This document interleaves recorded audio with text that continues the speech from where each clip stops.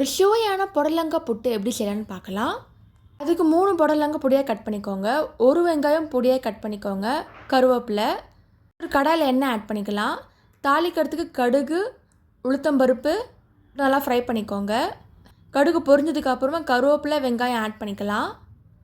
வெங்காயம் நல்லா வதக்கணும். இப்போ நல்லா வதங்கிடுச்சு. இந்த டைமில் பொடியாக கட் பண்ண புடலங்காய் ஆட் பண்ணிக்கலாம். நல்லா மிக்ஸ் பண்ணிக்கோங்க. புடலங்காவே தண்ணி இருக்கிறதுனால ரொம்ப தண்ணி ஆட் பண்ண வேண்டாம். அது நீர் காய் தான். கொஞ்சமாக தண்ணி ஆட் பண்ணாலே போதும். சீக்கிரமாக வெந்துடும் அது. நல்லா கலரிட்டே இருங்க. இப்போ மசாலா ஆட் பண்ண போகிறோம். மசாலாவுக்கு மஞ்சத்தூள் 1 ஸ்பூன், மிளகாத்தூள் 2 ஸ்பூன், உப்பு தேவையான அளவு. நல்லா மிக்ஸ் பண்ணிக்கோங்க. வெந்துடும். நெக்ஸ்ட் ஒரு கை அளவு உடச்சக்கடலை எடுத்துக்கோங்க.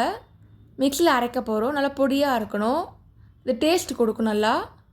இப்போ வெந்த புடலங்காய் மேலே இதை ஆட் பண்ணிக்கலாம். நல்லா மிக்ஸ் பண்ணிக்கோங்க. ஒரு சுவையான புடலங்காய் புட்டு ரெடி ஆகிடுச்சு. நீங்களும் ட்ரை பண்ணி பார்த்துட்டு எப்படி இருக்குன்னு சொல்லுங்கள். இந்த மாதிரி சிம்பிள் ரெசிப்பிலே எப்படி சொல்ல போட்டிருக்கேன், அதையும் மறக்காமல் செக் பண்ணி பாருங்கள். தேங்க்ஸ் ஃபார் வாட்சிங். லைக் பண்ணுங்கள், ஷேர் பண்ணுங்கள், சப்ஸ்கிரைப் பண்ணுங்கள்.